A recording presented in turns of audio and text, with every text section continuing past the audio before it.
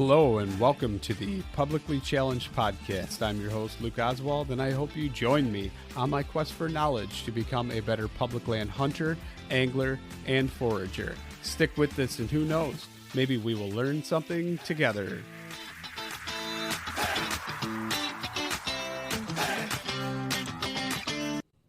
Welcome to another episode of the Publicly Challenged Podcast. I'm your host, Clay Bowers, and I am joined today with my other host, Luke Oswald, and also the esteemed guest, Ken Asmus. Ken Asmus is the owner of Oikos Tree Crops, and he is a man who I have wanted to visit and never had the opportunity to do so for a very long time. Ken, explain who you are and what you're all about to our audience, please. Okay, well, most people know me from my nursery, which is, Oikos Tree Crops. And I started that in the early 1980s after I got out of college. And it was kind of an extension of my family's Christmas tree farms in the Saginaw area of Michigan. And it was from there that I bought a small piece of property and created a farm, a nursery. And for the last 40 years plus, I sold trees and so forth through that. And it was kind of a exploration of wild plants and things that probably many of your listeners are familiar with too. So I enjoyed just the fact that I could find and cultivate certain wild plants, and it was kind of goes along with at that time, the wild edible. So I had all these books on edible wild plants. That was my thing in high school. And it just kind of grew from there. And I began to cultivate a lot of different types of these wild plants. And some of them are here in Michigan. And it turns out it's a bigger community than just Michigan, too. It's throughout the United States and even the world where people collect and use and harness food plants that are essentially growing untended and in the wild. And that was my whole forte, I guess. Wow, that's pretty cool. I never knew that you actually had a background in wild edible plants. I mean, I guess that makes sense, but I always thought of you as more of like a tinkerer, like you tinker with like domesticated plants. And then I know you do have wild plants, and I know from some of my friends that you go out and explore and gather cuttings and seeds from the wild. But I didn't know that you had that background. That's pretty cool. Yeah. I used to, one of the fun things to do was to take some of these books with me. I put them in my backpack, and I would find some place to go that I was alone, and I would try to, make meals out of things that I could find or process in some way. And sometimes I'd take some of my friends with me too, or my brother or something. And not everyone liked those excursions, because there was no food. We would just take our bags out. And then, they go, man, I don't like cattails that much, So, but, it was kind of fun to do. It was an enjoyable experience. So it wasn't that hard. It wasn't something that, I was struggling through. It would only be a few days, sometime up to a week, and then I would go home. So.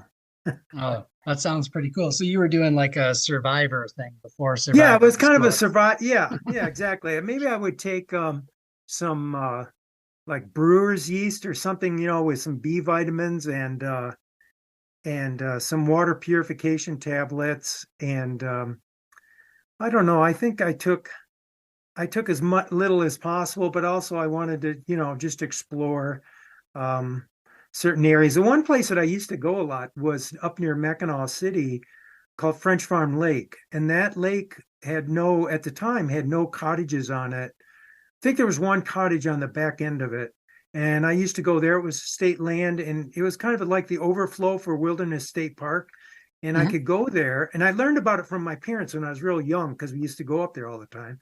So I would go there, camp for a few days or a week or so, and use that as kind of my place to stay for a while alone. So I enjoyed it. Okay. Yeah. French Farm Lake is really, really up there. That whole area is very beautiful. But it's also very sandy. So I'm surprised you would find a lot of wild edibles there.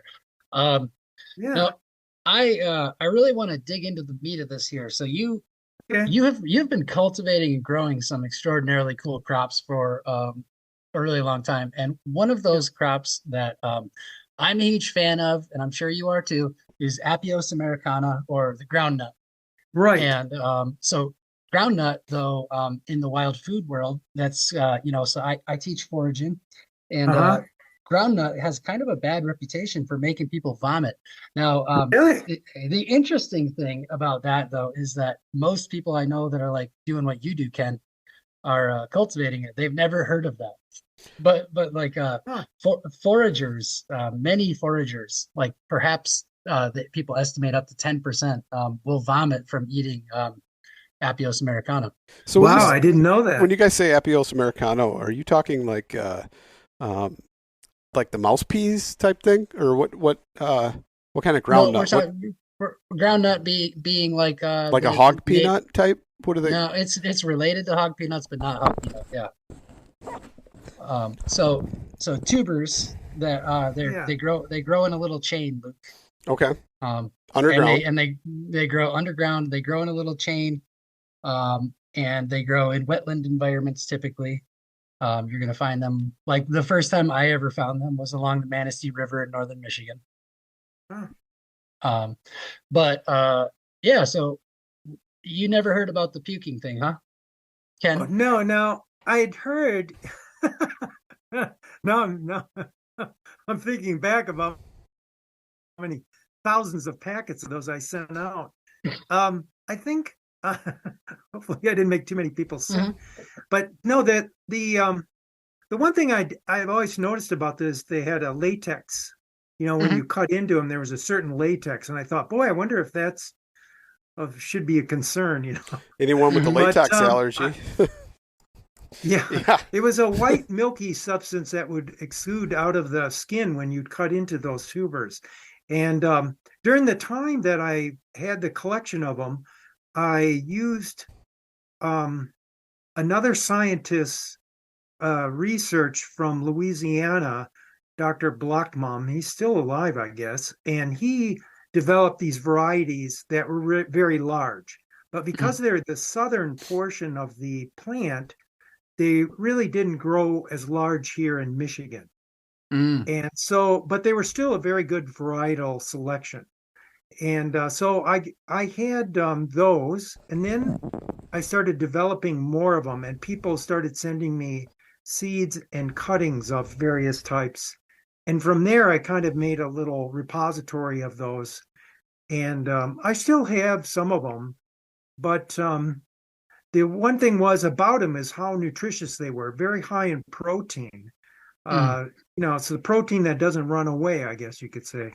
And it's very easy to use, and it was quite digestible for everyone that I've ever served it to. We had it at the farm a few times. We'd stir fry it or add it in with other root crops to eat. But I'm not familiar with the sickness part of it. I don't know. Is that now? Did you peel those, or did you just eat the skin and all when you were cooking those? Um, I've never had the vomiting happen to me. So Yeah. I Okay. want to be clear that it is only certain Yeah. people that tend to have this. And Huh. apparently, once it happens to them, those people will like forever kind of have like puking experiences when they eat it. Huh. Um, Wow. but I just found that fascinating when I had heard that, and I didn't know if you had heard about that before because I'm sure you know groundnut was so widespread in the north, and it doesn't make seeds up here. Oh, it doesn't. Huh.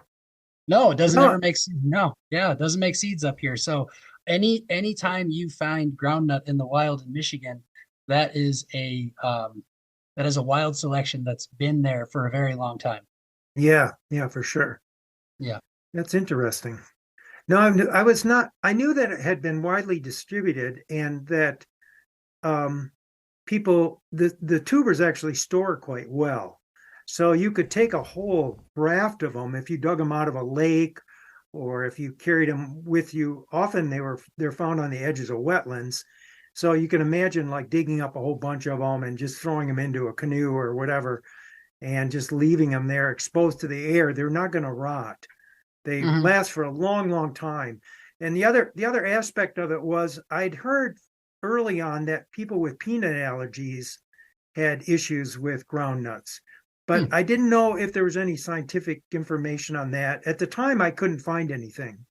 So that particular type of tuber, along with the Jerusalem artichoke, which was another one that I worked on quite a bit, that one, has digestibility issues as well. Yeah. So I would tell people, okay, well, this is a varietal selection, but it still may have some digestive problems. You should eat small amounts at first to see how it complements your digestive issues. So, or not. Speaking of Jerusalem artichoke, so Yeah. do you ever have an issue? So recently, the DNR released a statement basically saying that Michigan is completely overrun with deer, and God help Uh-huh. us all. And That sounds like an your easy farm, problem. so your farm is in southern Michigan. Yeah. I know for a fact up here in Traverse City area, all of the um, all of the patches that I know of that are in places where hunting is not allowed, Yeah. All the Jerusalem artichoke gets eaten to the ground Right. by deer. So, Yeah. have you ever had a problem with that experience on your property? Yes. Yeah. So I had those cultivated near my barn. So we used just repellents to Hmm. control them. But as soon as I closed the farm, the nursery, between the deer and the groundhogs, that pretty much wiped it off. There was also there's a vole that thrives on those tubers. And Mm. what they do is they catch them in little, they're maybe a size of a volleyball grouping, and they'll dig them up and they'll move them into a little underground cavern like. And that's kind of how sunchokes are moved.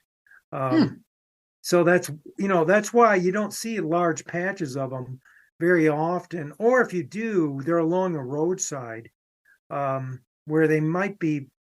That area is may be a little more free of deer, and possibly, and maybe not have the vole issues. Um, you still find a lot of sunchokes here in Michigan along the roadsides, so it doesn't eliminate them entirely. But all of my sunchoke plantings that I moved out of the nursery into the remaining areas of my property are gone. They're Hmm. just gone. And so one of my employees came visited this summer, and he goes, "What happened to all your sunchokes?"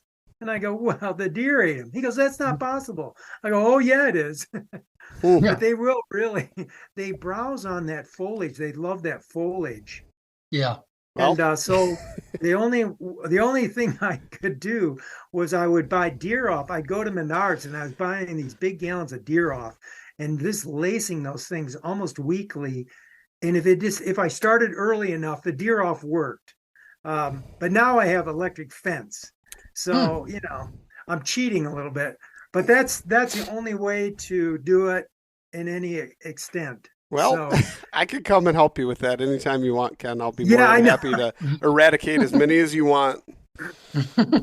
Well, my farm is actually close to a lot of homes and stuff. Oh, So, but there are people that hunt in the area, but you could never shoot enough deer to eat.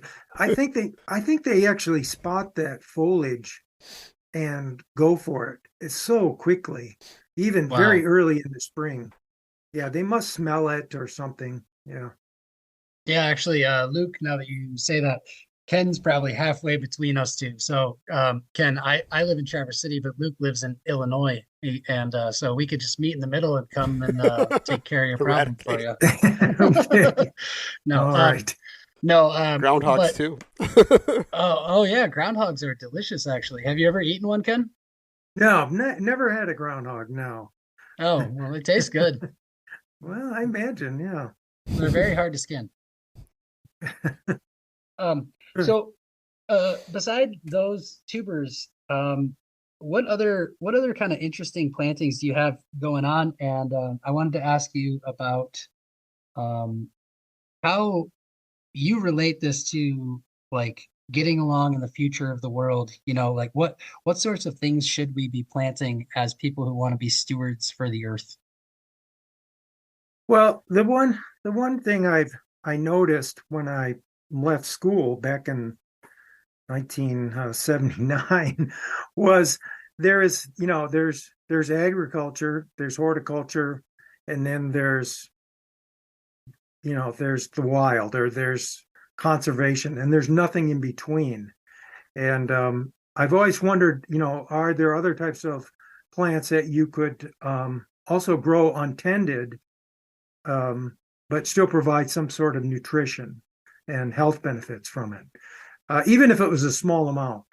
Mhm. And so when I was doing that, frequently I would take my family on vacations, and I would see and meet people that were collecting wild fruits and vegetables of various types. And then having the nursery, people would send me pictures of things they were collecting or using that I was not even aware of. And Mm. like different types of gooseberries, for instance. Mhm. And so I was like, man, this is really quite a broader subject than what I thought it would be. And so I think part of it was what drove me to kind of look for this was to take common cultivated plants like the potato and make a wild version of it that could be grown untended in an untended setting, in a wild setting. And this is actually kind of, I guess, kind of controversial, because you're taking a plant that has been with humans for thousands of years, but now you're saying, well, we can grow it in our garden, but we could also grow it in the forest. Hmm. And it wasn't that hard of a journey for me to create that. And so now that I've been experimenting with these what we call a farrow potato, or a farrow piece of corn, or farrow apple, or whatever. And it is possible that we could grow these types of crops untended in public lands or open land if we wanted to. Um, but there's so many other people that would not want that, or they feel that part of the world should remain separate. So in other words, an orchard's an orchard. It should remain in the orchard. It should not have the apple should not have the ability to escape into the wild. And Mm. what I'm saying is, I want the apple to escape. I want the plant to go untended for a couple of reasons. One is, so untended, we can see what the apple really is and harness the genetics and the varieties from a wild apple and put that into our diet. Because as you know from your experiences with wild foods are tastier, they are Mhm. healthier, and you can't buy it at the store. You cannot buy woodchuck at the store. Mhm. So, there's probably a reason for that. I don't know what it is, but any plant or animal you can cultivate and use in a beneficial way for your own health. And I did that with plants. That was my forte. That was my thing. So going back to the potato, that's how the potato used to grow. It was a wild plant. It grew in the Andes, in the mountains, and then it was transported by humans. And in Mhm. that process, the fertility of it was left out. So there was no way for it to reproduce from seed. Hmm. And so that's the first thing that happened, male sterility. And then the second thing was it um, couldn't really compete with other vegetation. So I had to kind of look at the plant from the standpoint of, how competitive is this plant? I need to create a competitive potato. And so it sounds Wow. funny, but it's true. And then the other aspect of it is a fertile potato, one that produces fruit. Hmm. And so I was fortunate to be able to do that.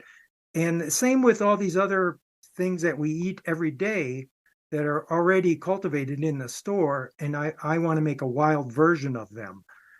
whether it's a wild orange, which I'm working on now, or whether it is just a wild form of apple, a cultivated, uncultivated apple. So I don't know. I just find that interesting, and the benefits of it would be quite enormous for people, I think. Yeah, I mean, I think that you're onto something there with those things. Don't you think though that Michigan's native crab apples suffice for the wild apples you're trying to get, or do you mean that you want like an apple the size of like a cultivated apple to go wild? No, the native apples, I grew many of those for a while. I still have some at the farm. Um, I found there was even in those that's actually a very good question, because this question arises is, should you even bother with that? Mhm. Because you got these hard green apples that are as hard as nails, and almost impossible to consume without getting sick. And I remember collecting a whole bunch of those and making some jelly out of them. And I'm serious, you could bounce a bowling ball off that jelly. It was just so hard. Nothing, it was just insane. And it was so strong, no one wanted to eat it.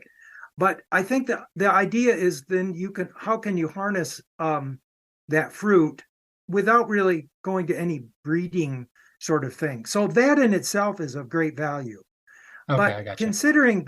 considering the hybrid apples, or the crossing of apples, there are many places in the world where apples are small, and they can grow on their own, and they're quite delicious just like they are.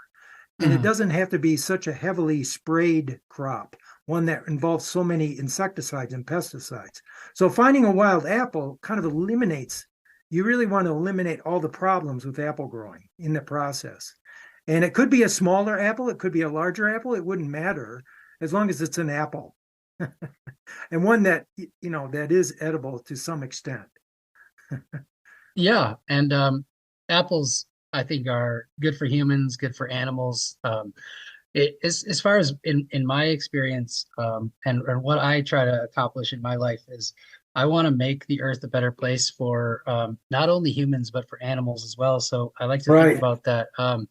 So up here, for instance, in the Grand Traverse Commons, I have been planting for a number of years wild plums, American plums, Canada plums. I've been Yeah. planting just all kinds of things that I think will down the line will be this amazing resource. And then, also selfishly, I teach foraging classes there all the time. So I want to be able to showcase that stuff. Oh, that's a good idea. Yeah, definitely. Yeah. But yeah, so Luke, do you have you ever had the experience of going out and finding plants and then trying to bring them back to your house like Ken and I are talking about? I have. You're very quiet in this Yep. podcast, so I Yep. just want to get you. Yeah, no, I have a couple different things. Not only for myself, but I have a friend that has a nursery. Well, we all know him, right? Jed Arkles. Oh yeah, Jed So Arkles. Yeah. yeah, so Jed has some stuff that I've gotten from him before that I've planted. I don't know if it's actually come up. I did plant some Jerusalem artichoke that has come up, but I'm letting it kind of spread out and establish itself a little more before I really dig into it and start harvesting. I do have foals and gophers and stuff that I think, take some of it. Um, Mhm. I've tried transplanting ramps and also planted ramp seeds, so I won't know the result of that for a few more years. Oh, Um, yeah. I do have a native wild onion patch that has been growing on its own. I don't know the actual variety of the species, but it is the white, like the square bladed, like almost like grass blades of onion. Those are Oh, growing. Allium canadense. Sure, yeah, that's what Yeah. I said, Capitilla. Um, yeah, so I mean, I've got some of that stuff. Choke cherry, or not choke cherries, cornelian cherries, so stuff like that. Yeah. Now, Fantastic. Ken, you Pawpaws. are. The list goes on. I mean, I planted a lot of stuff on my property. Wow. Yeah. Yeah, so Luke, you're going to be blown away when you actually look up and see what Ken's property looks like. He's got everything. I mean, I think you're being a little modest with your plantings. You're talking about like what you grow because I've heard that you have like just this insane ecosystem of oaks and persimmons and hazelnuts I've everywhere. As planted far as the eye can persimmons see. too. I forgot about those. I don't know if those actually took or not. I've done hazelnuts, chestnuts, an American Chinese Excellent. hybrid. So hopefully it'll be blight resistant. Yeah. I've done hazelnuts, apple trees, pears, peaches, stuff like that. I actually want to do some, find some wild apples or something. Actually, Yeah. a friend from another podcast had some feral apples that were really good in taste that somebody shipped to him. And I said, just save the seeds for me. I don't care what they are, even if they don't, obviously they're not going to turn out to be that apple, but I want to plant those wild seeds and grow pips from that. So yeah, I've got a lot of stuff that I've done on my own property as well, to try and grow different things. Figs don't do very well, as you said, they die off, but then I get a bunch of new growth on them every year. Deer have eaten my chestnut trees, and then they've actually came back, or raccoons have dug them up and tried to eat them, and they still actually, I replanted them, and those actually grew. It took a whole year before something sprouted up and took out of the ground, but this year was a drought, so it was kind of tough to see what actually took. I didn't do a lot of watering. I believe that it should be able to make it on its own. But yeah, I've planted a lot of stuff. I'm really hoping my pawpaws take off. And I've got a whole bunch more seeds that I'm going to plant in about another month or so and put some mulch over them and see what happens. Nice. Wow. Yeah. That's amazing. Sounds so, great. Yeah. Yeah. Yeah, I want my Now- own food forest. Oh, aronia berries too. Yeah. Aronia. Yeah. Oh man. See, now there's a wild fruit that you bite into that and you go, okay, I'm out. I'm tapping out on this. This is not possible. It takes about 5 minutes for your mouth to come back. You know, it's like, oh, geez, how could anyone survive? Yeah. Ugh. Yeah. So the aronia berries in the wild that I've collected, I've always used just for juice, and I'm Right. sure Yeah. you've done the same thing. Yes. Oh yeah. Yeah. Have you Yeah, ever my- had them? my my father's farm had actually it was my family's farm. It was a partner. My dad and his partner from the post office bought a piece of property. It was a 140-acre wetland, and that's what we first started growing Christmas trees on. And this wetland had a lot of aronia, and I could never understand it until many years later when I started growing it and then eating it, and realizing the value of that is just the amount of anthocyanins or whatever the coloration is in that fruit. And a lot of people really tout the health benefits of it. And I had several discussions with people that say it was like their coffee in the morning, you know, because it was just so powerful, waking them up, you know, it's just, they really loved it. And, but the cultivated aronias, there's so many kinds of those now. People are growing those in a commercial setting as a orchard crop too. So you can find it in some sports drinks. Have aronia. Yeah. Mhm. Yep. Nice. My favorite name for that is choke berry. Yeah. Yeah. Sometimes people call it that, and then you'll go choke cherry. No, choke berry. Berry. Right. So you cross the line a lot of times in some people's minds with planting things that are non-natives. This is a touchy subject for a lot of people, and I would love to hear your take on the natives versus non-natives debate. And just feel free to say as many controversial things as you want. Well, it's really not that controversial because I talk about integration biology or integration ecology. And this is the new direction ecology will be taking if it hasn't already, because we realize that some of these control programs that we've initiated for plants and animals don't work. And it's become extreme in a lot of ways. So, you know, you can argue about it if you'd like, I guess. But as a nursery person, I always followed the regulatory aspects of that because, couldn't grow this or send this to this state. And so, that part of it is just part of the nature of growing things that at some point in time, it'll become, not possible to grow or sell. But at the same time, in that same uh, genre, I guess you could say, like with autumn olive, you have people using it more and more and finding out the health benefits of the plant. So at some point, there'll probably be cultivated orchards of it. But for now, it's just for people who like to forage and to harvest fruit and enjoy the flavors of that fruit, despite it being technically illegal to grow. You could probably still use it and enjoy it, but not everyone would wish you well in the process. And then the other aspect of it becomes, well, geez, who's in charge of this new agriculture that's coming out of the agroforestry crowds? Who's going to be making decisions on what we grow for food, what we grow for timber, what we grow for all these different things? Is it the native only things? Because if it is, then that philosophy has never existed since the dawn of man, where we frequently would give each other seeds and plants of things far, far away. And these got transmitted by humans because that's what we needed to live and survive on.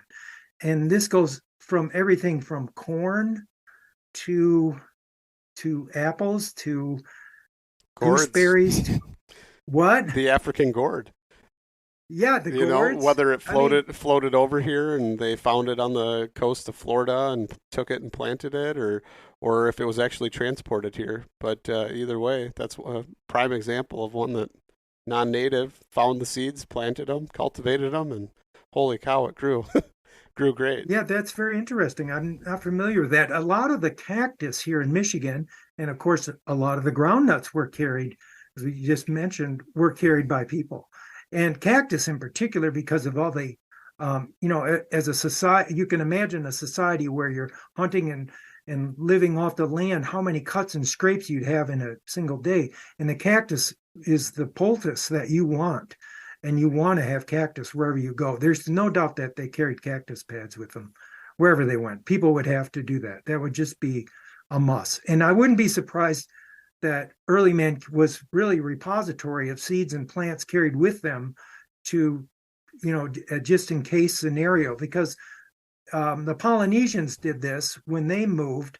They carried the wild plants and they carried the cultivated plants with them. And this is the normal thing that we've done. All of human evolution involves we're tied with the resources that we are currently living with, and if we're going to move somewhere, we're going to bring those resources with us. So now it's a little different situation where you ask yourself, okay, we can't we're not going to be planting things for wildlife, we're going to be planting things for ourselves. And how are we going to expand this? I guess you could say this new palette of plants. How can we expand that? Because we're going to have to. Yeah. I definitely agree with almost everything you said there. I think that it's silly, and honestly, like there's so many examples that we can look through the lens of history and see that, like, we often associate beech and hemlock, and we say beech and hemlock, they grow together and they're like plant companions. And but when we look at the fossil record and we look at the seed bank, we see that that wasn't always the case, and that association has only been together for roughly 4,000 years. And so the question remains, like for us now, is do we say, okay, that that's a non-native mixture, or is that a native mixture? What is it? And how long does it take for something to become a native? And for your example of the autumn olives, um, I love this one. People like we've got a conservation district up here that loves spraying autumn olives, and they love doing it on their land. And I always laugh because they'll have this property in particular that I know of gets sprayed continuously, all the autumn olive, but then all of their surrounding land around it is covered with autumn olives. So guess what happens every time? Yeah. It just gets It comes reseeded. back. Yeah. Yeah. And so the whole thing is like just silly ancient thinking, in my opinion. Or actually not even ancient. It's like No. new thinking in sort of a way. Like we went crazy carrying plants everywhere. And I think that there are repercussions in some cases, but I think that overall what we're seeing is like the original expansion of a new plant, and then eventually it does reach an equilibrium. Like, Yeah, it'll correct. Yeah. Everything corrects itself. That's what. Yeah. I mean, it's just a matter of how long. Yeah. Yeah. Yeah, totally. Same Yeah, thing it with does like matter. what we talked about on the last podcast, Clay. The same thing, right? Invasive. How long does it have to be on the landscape before it is invasive? I mean, that kind of what you said, but it brings that question. Does it 10 years, 20 years? Like, is there a cap on it? I mean, finally, we accept the dandelion as a somewhat native plant, and most people still ostracize it and consider it a complete nuisance, but it's definitely got its benefits. Yeah. did you actually, Luke, I hate to burst your bubble, but I think dandelion Taraxacum officinale is now regarded as a native, not an honorary native, but just always been here, and we thought that it wasn't. That they but brought actually, it with. Okay, all right. Yeah, Burst my bubble. Yeah. I don't care, Clay. You're not going to yeah. offend me. So yeah, I'm not a dandelion. child. I can take it. Well, the list of those is pretty extensive. There's many plants that European people came here, they Yeah. saw on the landscape, and then they said, "Oh, we brought this here," because they had this idea in their head that the plants couldn't exist in two places at once. So there's what we call the circumpolar natives. Like yarrow is native to both Eurasia and North America. Hops are native to both those continents. Yeah. All that stuff. So yeah, I think that's cool. I'm in agreement with you, Ken. I just wanted to hear you say it basically about the invasive species thing. Well, it's a very complex subject because if you think about it, it's not just the invasive species plants, but then the methods that we're using to get rid of them. And I don't support any of those methods. No. And so, or the organizations that do it. So, and I told them that, and if they've asked, most of them don't ask, but I've also spoken out against it, and I write about it now against it way more than I used to than when I had my nursery. And I think part of it is it just, I every now and then I get something in my inbox about, some management program that's just pathetic and it costs too much money. It doesn't do anything. And I could complain about it for years, all these things, and it doesn't do any good. So the other aspect of it is to just show the positive side of these same plants in a way that connects the people to the plants in some way. Well, now I did write a small thing on autumn olive, how that got started as a food plant. And people don't realize, but it was a nursery person that accidentally found these high lycopene compounds in some syrup he was making and sent it off to the USDA to have it analyzed. And of course, at this same time, while that was going on, the movement to not only stop selling it within the conservation districts, which is one thing, but the other part of it was to get rid of it and put it into the Invasive Species Act, which then allows money to be spent for its removal. So that creates a kind of a two-tiered thing with that. And meanwhile, the autumn olive here in Michigan, there's a great diversity of it. And was contacted by people that were making selections or breeding it. But now you'd probably have to get a special permit to do that, I suppose. But the idea then becomes, well, who has to pay the price for that? And the taxpayers have to pay the price. And then you have the idea that it's bad, but then you have all these animals that consume the fruit and live on it. And, you go, boy, there seems to be a lot going on. And then the flowers and all the different pollinators that use the flowers. And, but meanwhile, it's become the poster child of like the dandelion is for herbicides. And, you have this thing where you create a removal program. But, a lot of people just don't follow that, and they just enjoy foraging in Michigan, and maybe they collect autumn olive berries, maybe they collect gooseberries. Wild gooseberries are another plant that was on the banned list for a long time. And they're native gooseberries. It's not like they're not native. It's just they have a disease issue that prevented their use throughout Michigan because of the white pine industry. Yeah. And when they started researching that a little more, they found out that really it probably wasn't those gooseberries specifically. And the ones that we thought were resistant are not. And there's several other factors that contribute to white pine blister rust. So now that's kind of in a limbo area. But that's one plant that people don't know about is the gooseberries here in Michigan. There's actually quite a few of them. And I have one at my farm that I just love. It's called the Missouri gooseberry. And it has very big thorns. It's quite a thorny little dude. And it was an accidental thing underneath my power lines. And I was like, man, this is kind of cool. I'd never heard of this type of gooseberry. And I started growing it and selling it in places I could. I couldn't sell it. There's a hodgepodge of counties that would allow it. And one woman in particular grew and sold, and she would get gallons, buckets filled with this. She just loved them. And I think, I was like, well, that turned out way better for you than me. But I think, and this happened a lot. And I think part of it was people would cultivate these much more intensely and grow them like a fruit bush or a tree, and then benefit from the gooseberries, which are very high in vitamin C and all sorts of other stuff. And so I was like, man, that's amazing, And I still try to grow wintergreen, and I still try to grow wild ginger and many of the native plants.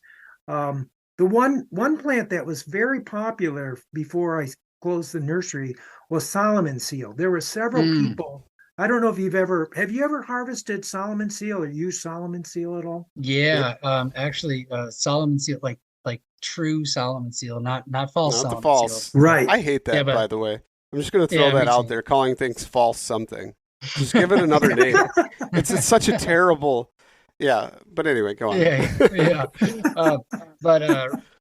But true Solomon seal is, or as I jokingly sometimes do call it in my classes, correct Solomon seal. You would. That's correct. Yeah, correct Solomon seal has the tastiest spring shoots if you can find them. Oh yeah. Yeah. Yeah, they're really, really good. They are. There's different forms of them. There's actually quite a bit of different variations in the wild of them. And I found one that was that I thought was a little bit better in that it was more vigorous. And then a woman sent me a picture of some of the stuff that she had huge bunches of it. And she goes, oh, we eat this stuff like asparagus. We just love it. And I was like, good God, I still have those pictures. It's like a picture of her face, her head, and then this giant bouquet of Solomon seal. And she, they would steam it. And I think maybe they drained the water once or something. And they just loved it. It is a very good wild woodland plant. So I think the deer nibble on those a little bit too, but in general, they'd leave those alone. Another one that was very popular was wild ginger, and there's quite a bit of genetic variation in the American ginger plant as far as the size of the root, but more importantly, how it branched. And I found one variety that was super branchy or twiggy and had very high yields. And some of the foraging groups were very hot on that because they said, you can make a really delicious gingery flavor with this plant that still is safe to eat as well, because there was some concern about its toxicity for a while, and they kind of revamped that a little bit and did more updated research and said, no, it's fine to consume. You don't have to worry about illness or poisoning yourself or anything like that. So As far as I've ever heard, wild ginger has what is it called? Asarum canadense has acerone, correct? I think that's the chemical. So acerone, as far as I was always aware, is not water soluble. So if you make a tea, then you're safe and you're good to go. But I've always been under the impression that eating wild ginger was actually not a safe thing to do in any substantial amounts. So I don't know if that's what you'd heard as well, but that's what I had always been told. I think that's part of it, yes. But even with eating it, you'd have to eat a vast amount of them or consume the leaves. The leaves are really high in it. And I have heard of people going to the hospital after eating a leaf or two of it. So that's no good. Don't do that. I nibble on the roots, but that's about as far as I do. I'll nibble on the roots and eat one or two. I've never had any issues. Yeah, that's good. Yeah, I remember first time ever seeing real wild ginger in Michigan and just being so excited about it. Oh my God, I found it. And now I know that it's just a very commonplace southern Michigan plant. It's everywhere around here. So I was really excited. Now I see it and I'm like, this is everywhere. You could go out right now and find it. Yeah. But it does not, in fact, grow where I live. So, really? Yeah. So it's not really in its native range up here in northern Michigan. But yeah. So what other kind of cool plants do you think that people should grow? I mean, especially like this is a hunting podcast, and I really think that it would be cool to give some recommendations for things that would be valuable for wildlife. So like if me or Luke wanted to set up a chestnuts. Chestnuts. Yeah, of course. But I want to hear some of the other wacky unknown ones that Ken's got on his list here. Like what kind of plants should How wacky. I don't know. I tell you what, there's every year it's insane. I grew a lot of persimmons. I surrounded my farm with persimmon trees. And what I did is kind of got the idea from another farmer that had Norway spruce surrounding his farm. And they were just so majestic. And they're spaced just on the inside of his property line, spaced maybe 10 feet apart or less. And so I did that with persimmons. And I had one row that's about 1,400 feet long and another couple other rows about 400 feet. And then I worked my way back another couple hundred feet or more back to the same where I started. And those were spaced at maybe 5 to 10 feet apart. And because persimmons are either male or female, I didn't know what would happen, but it turned out that it was about 50% male and female, roughly. And the fruit quality of those on most of them was just off the charts for me to eat, and especially the deer. So I knew that the deer liked them and had a hard time collecting them. But what really, I still haven't got an image of this, but I put cameras out there and I could see a lot of deer activity. But what happened was we got a snowstorm that was just maybe an inch or two. And what I realized was deer from all over were coming to my farm. And it was insane. And I am not talking a couple of hoof prints. I'm talking like herds. And I was shocked. Right across my neighbor's yard, who, by the way, is a big hunter. It must have drove him nuts. And it was just, they would go right into the edge there and just feed on those persimmons. And I was just shocked at how the deer were eating those. And they would even get in fights. So my camera was picking up deer behavior that I've never seen before either. Mhm. They stand on their hoofs and then box each other. Yeah. And I'd never seen that. And I'd see all sorts of other stuff. People, they would come into a certain area and eat, and they would have certain spacings, and then they'd move on, and then the bucks would come in, and they would eat, and they'd have certain spacings. And I just found that I've always thought of it as a high energy crop because it has a lot of sugar, 30%, and because I'm in southern Michigan, it really is the northern part of its range here. And I collected and purchased seed from a lot of growers over the years, and I stuck with those northern seed strains, and that turned out very good. That was a good idea. The going from seed, you can also direct seed them. They're very easy to direct seed, and it's relatively cheap. The seed is inexpensive usually. If you buy it online or even my nursery, I charge a little bit more for it just because of the processing time involved to make the seed good. But it really is a good fruit for animals, for wildlife. I'd say in southern Michigan, I can't think of anything. There's so many other things that are eating it. There's raccoons, there's squirrels up there, there's all these birds, these songbirds. They all love persimmons. It's just insane. And the other one is wild pears. I created a wild pear orchard, and these ripened earlier. Most of them ripened earlier, but some hang in the trees very late and bled. And the bledding creates these sugars, and then you have cedar waxwings in huge numbers at my farm. Big flocks of cedar waxwing coming in and feeding on these pears. And then the pear seeds themselves are also consumed. So you have other animals eating the seeds.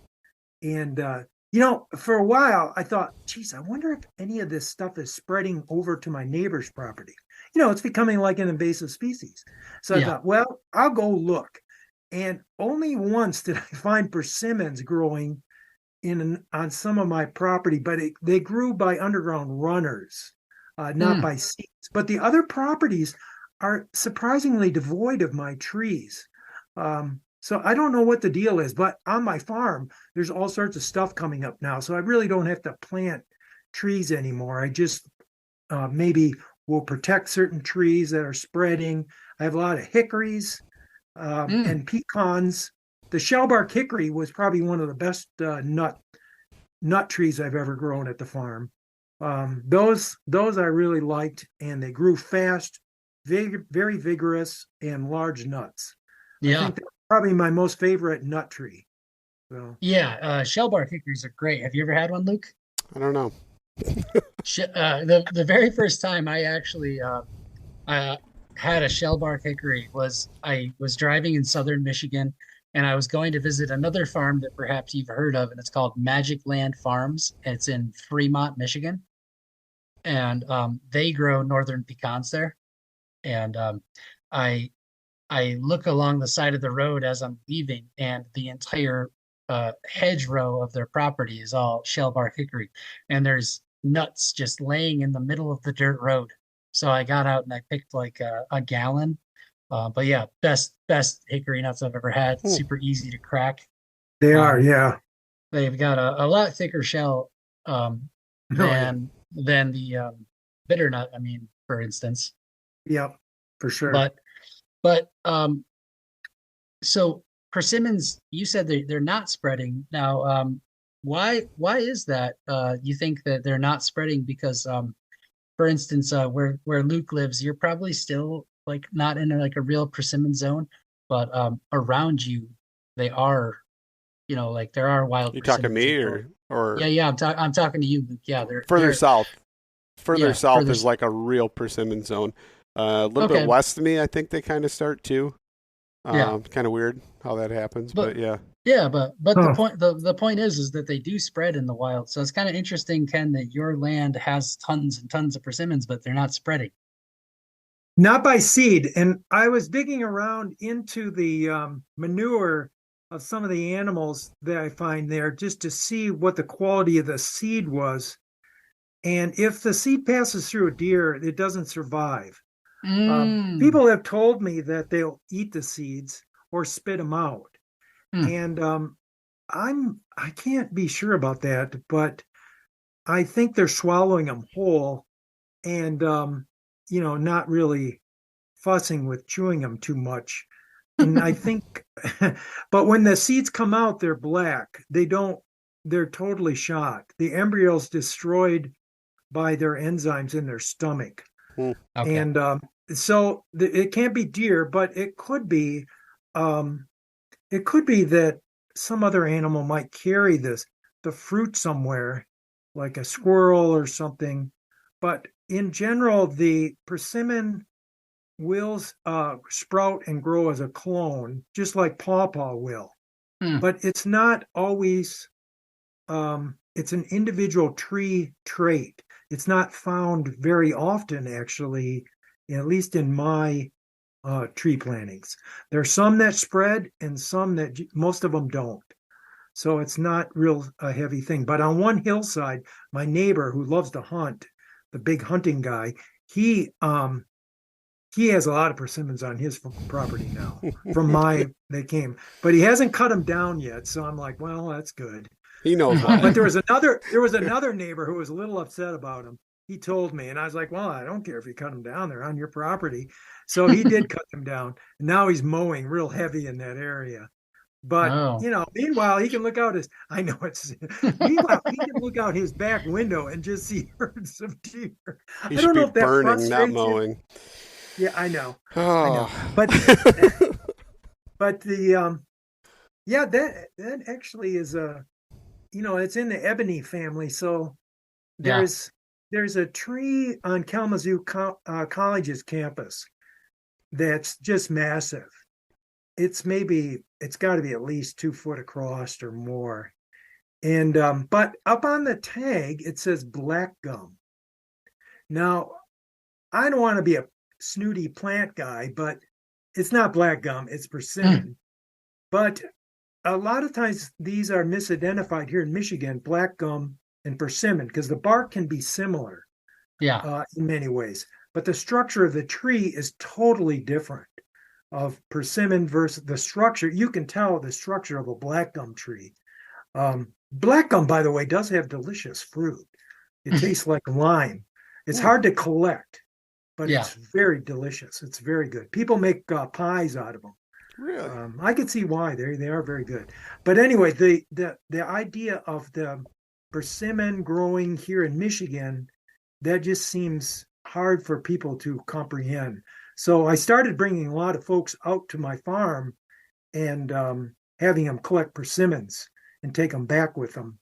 And that's a lot of fun. I love doing that. So you guys got to come to my farm to collect persimmons. Is that a higher success rate planting the whole fruit, or is that a lower success rate than taking the seeds and cleaning them and stratifying them and then planting them?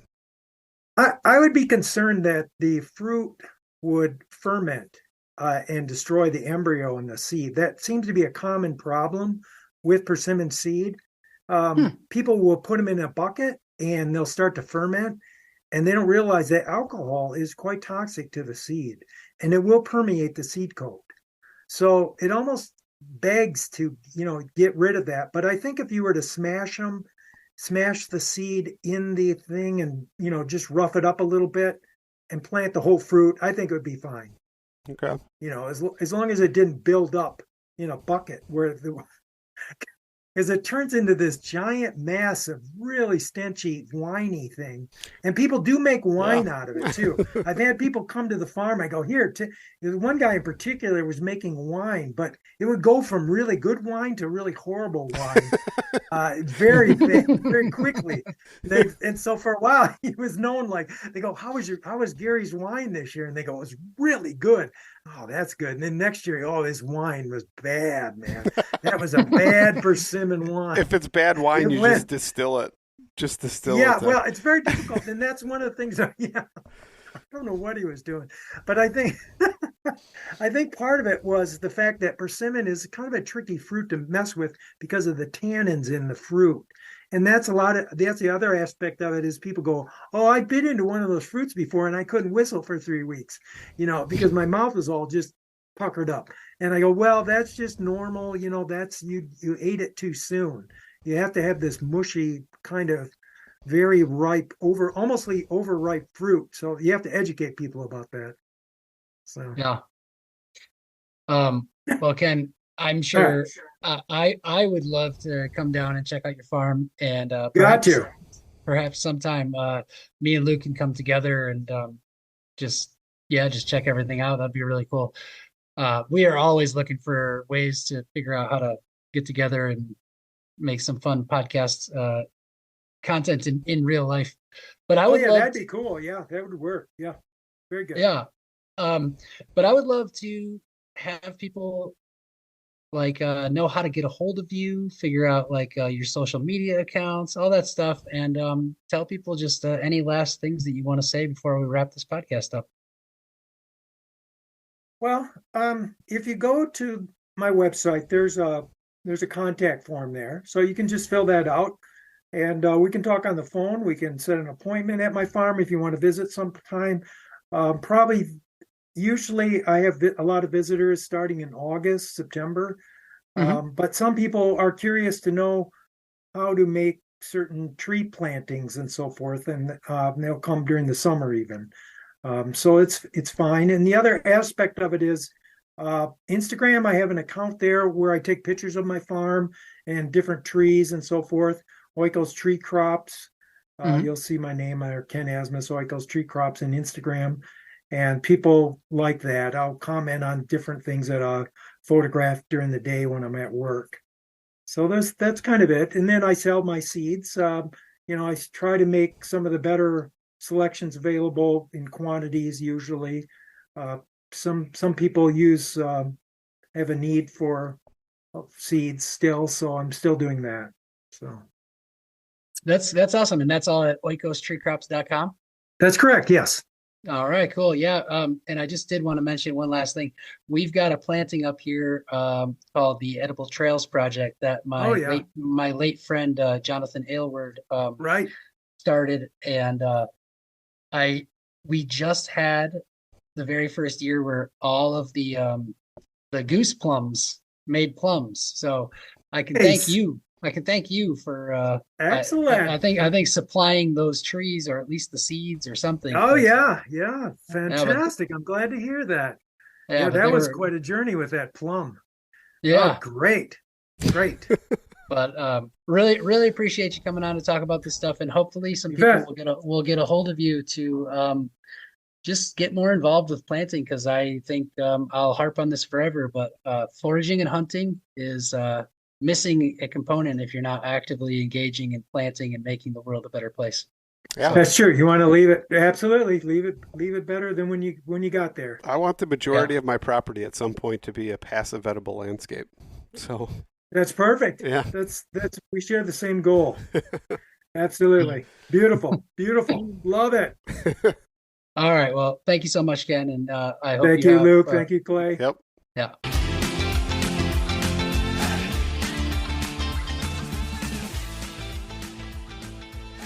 And once again, thank you so much for listening to the Publicly Challenged podcast. I hope you enjoyed the show, and if you did, please subscribe on whatever platform it is you're listening to. Also, if you could leave a review, that would help us out. And you can check us out on Instagram or at publiclychallenged.com. And once again, thank you so much for listening to the show.